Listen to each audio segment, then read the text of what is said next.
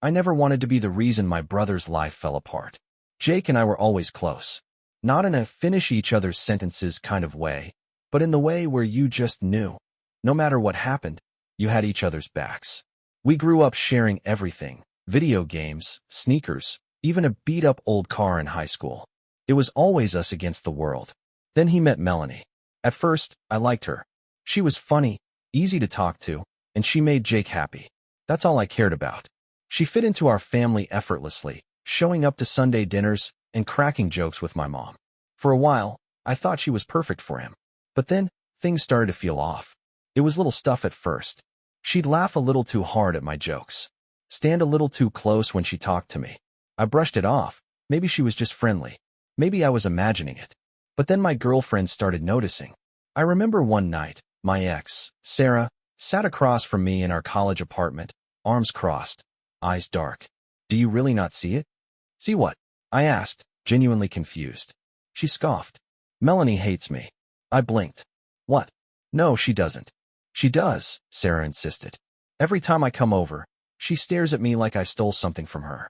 She finds ways to make me feel like an outsider. She corrects everything I say, makes these little digs at me.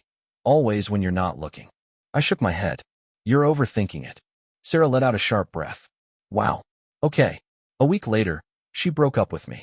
At the time, I didn't connect the dots. Maybe we weren't meant to be. Maybe it was just bad timing. Then it happened again. And again. Different girls, same story. Each one, at some point, would bring up Melanie. How she made them feel unwelcome. How she always inserted herself into my life. How she acted like she had some kind of claim over me. I started paying attention after that. And yeah, they were right. One Christmas, I brought my then-girlfriend, Emily, home to meet my family. I thought it would be nice, a holiday together, everyone under one roof. Melanie made it a nightmare. She completely ignored Emily, refused to acknowledge her. Anytime Emily tried to join a conversation, Melanie would talk over her, or worse, pretend she hadn't spoken at all. She clung to me the entire night, standing too close, touching my arm, laughing at jokes that weren't even funny. Emily left early, barely holding back tears. She broke up with me 2 days later. I should have called Melanie out on it then, but I didn't. Instead, I tried to pull away. I put distance between us, kept our interactions to a minimum.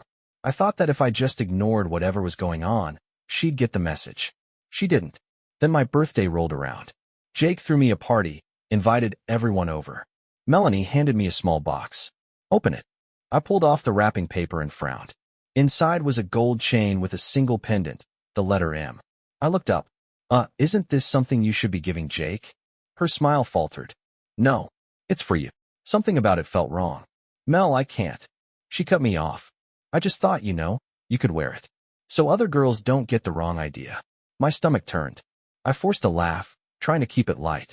I don't think Daisy would be too thrilled about that. Her face darkened, just for a second. Then she plastered on a smile and walked away. That night, I told Jake. Dude, that's weird, right? I said, sitting on the couch, beer in hand. He barely looked up from his phone. She was just being nice. Jake, she gave me a necklace with her initial on it. She loves you like a brother, he said dismissively. I frowned. Yeah, well, she doesn't act like it. He finally glanced at me, irritation flickering across his face. What are you trying to say? I hesitated. I didn't want to start a fight. I just wanted him to see it. Nothing, I muttered. Forget it. And I let it go. I shouldn't have. Months later, Jake and Melanie got engaged. I told myself it wasn't my problem. I told myself I could just keep my distance, focus on my own life. Then came the engagement party. From the moment I walked in, I felt it, her eyes on me. She was drinking heavily, her laughter louder than usual, her focus locked onto me like no one else in the room existed. I avoided her, stuck close to Daisy, made polite small talk, kept my head down. It didn't matter. Halfway through the night, Jake stood up, raising a glass for a toast. To the love of my life, he started. Melanie grabbed the microphone from his hand. The entire room fell silent. I have something to say, she slurred. Jake frowned. Mel, what? She turned toward me. Alex. My stomach dropped. I love you, she said. The room went still. Jake's face went pale. My parents stared, frozen in horror. Melanie swayed slightly, gripping the mic like it was the only thing keeping her upright. I've always loved you, she continued, voice shaking. Jake was just, I don't know, a way to be close to you. A strangled sound escaped Jake's throat. Melanie turned to me, eyes glossy. I can't pretend anymore, Alex. I don't want to pretend. I love you. I always have. I felt the blood drain from my face. Jake pushed back his chair so hard it nearly toppled over. What the fuck? His voice was barely a whisper, but it cut through the silence like a blade. Melanie ignored him. She took a shaky step toward me, tears slipping down her cheeks. Please, Alex. Just say it. Say you feel the same way. We can run away together. Be happy. I yanked my hands away like I'd been burned. Mel, stop. She broke. Right there, in front of everyone. Dropped to her knees, sobbing. Jake was gone before I could stop him. The party ended in disaster. And just like that, my brother was gone too. Jake disappeared after that night. Not just from the party. He disappeared. He didn't answer calls. Didn't text back. When my parents went to his apartment, he wasn't there. At first, we thought he just needed space. I mean, how do you even process something like that? Your fiancé, the person you thought you'd spend the rest of your life with, standing in front of your entire family and confessing her love for your brother? But days turned into weeks. Then months. Jake quit his job, moved out of his apartment, and then it was like he had never existed. I kept telling myself he'd come back, that he'd wake up one day, realize this whole situation wasn't my fault, and call me. We'd talk it out. He'd understand I never wanted any of this, that I would have done anything to stop it if I had known how far Melanie would go. But he never called. For 5 years, nothing. Daisy and I got engaged, then married. Jake wasn't there. My parents tried harder than I did. They reached out, sent emails, tracked down his old coworkers, even hired a private investigator at one point. The only updates they ever got were secondhand. I heard Jake's in Seattle. I think he's working in finance now. But never anything concrete. Then one night, out of nowhere, my phone rang. Unknown number. I almost didn't answer.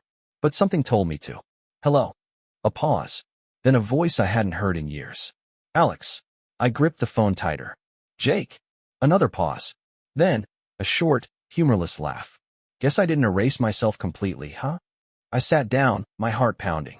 I had imagined this moment 1,000 times. What I would say, how I would react. But now that it was happening, I had nothing. My throat was dry. Where are you? Does it matter? His voice was different. Not just older, but harder. Like the Jake I knew had been sanded down into something unrecognizable. Yeah, I said quietly. It does. He didn't respond right away. Then, I'm getting married.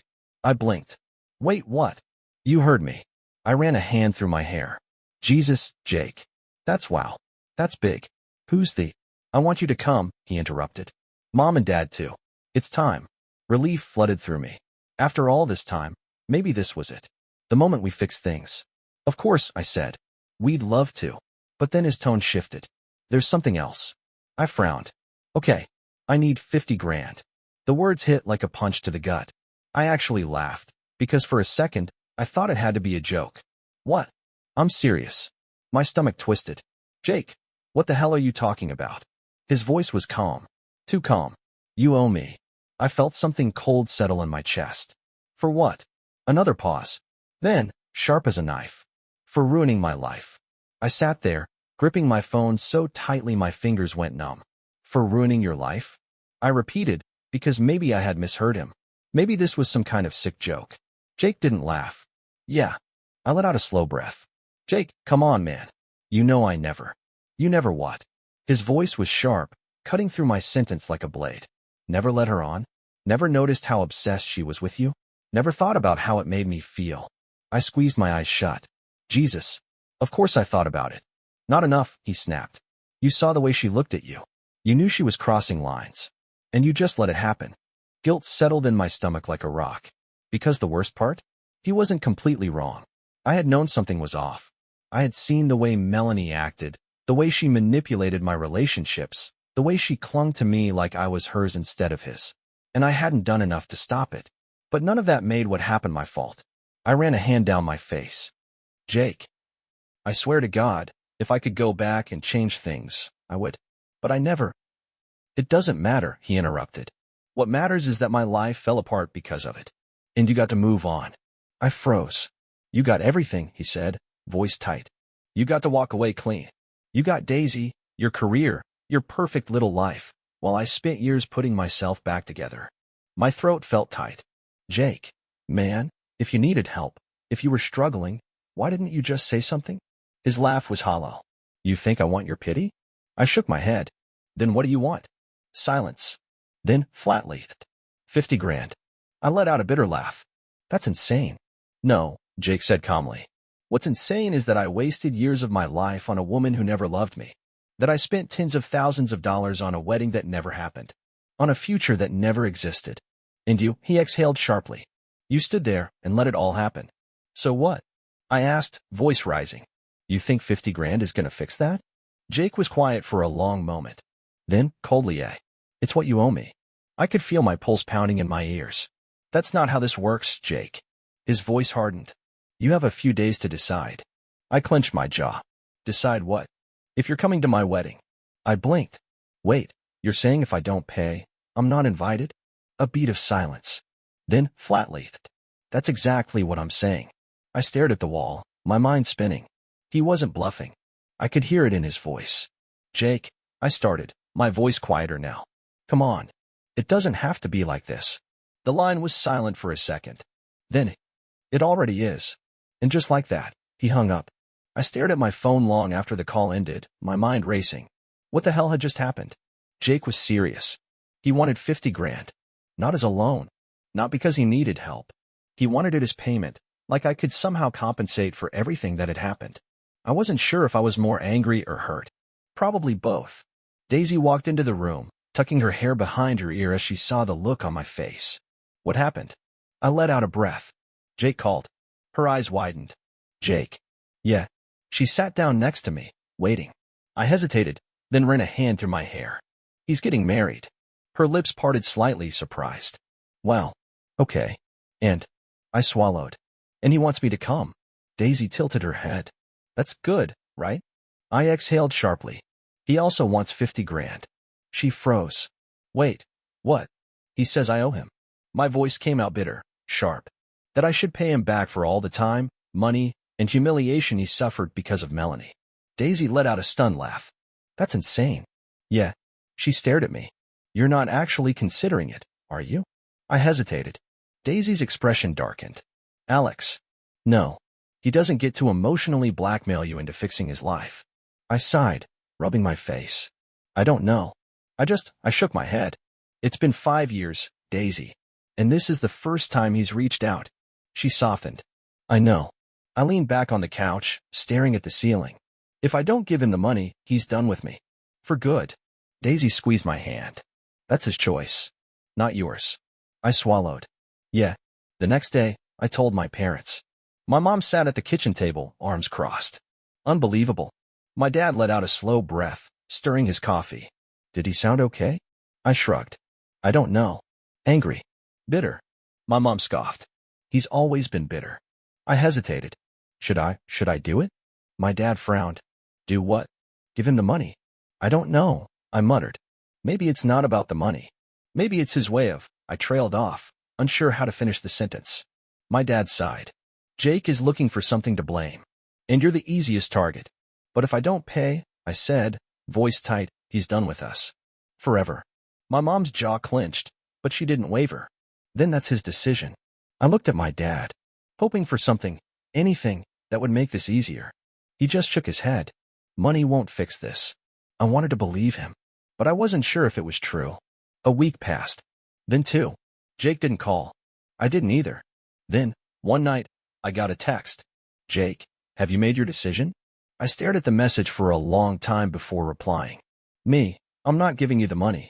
There was no immediate response. I imagined him reading it, his jaw clenching like it always did when he was pissed. Minutes passed. Then my phone buzzed. Jake, then don't bother coming. I swallowed hard. Me, Jake, come on. It doesn't have to be like this. The dots appeared, he was typing. Then they disappeared. Then, finally. Jake, it already is. And just like that, he was gone again. I wish I could say that after that text, I stopped thinking about Jake. That I accepted his choice, moved on, and never looked back. But I didn't. Even though I knew he was being unreasonable, even though I knew I had done nothing to deserve this, there was still that nagging thought in the back of my mind. What if I had handled things differently? The wedding came and went. I didn't go. Neither did my parents. We heard bits and pieces through mutual friends, small ceremony, no big reception. He hadn't invited anyone from our side of the family. It was like he wanted to erase us completely. And maybe, in his mind, he already had. Months passed. Life moved forward. Daisy and I found out we were expecting. My parents were thrilled. I should have been fully in the moment, focused on the life Daisy and I were building. But some nights, I'd find myself staring at my phone, wondering if Jake even knew, wondering if he'd care. Then one day, out of nowhere, I saw him. It happened at a coffee shop, of all places. I was waiting for my order when I turned and nearly bumped into him. For a second, neither of us moved. Jake looked the same. A little older, maybe. A little more tired. But still my brother. "Jake?" I said, startled. He didn't say anything. Just looked at me, his expression unreadable. And then, without a word, he turned and walked away. And I let him. For weeks after that, I replayed the moment in my head. I told myself I should have stopped him, said something, but I didn't. And maybe that was my answer. Jake had made his choice. And for the first time, I finally accepted it.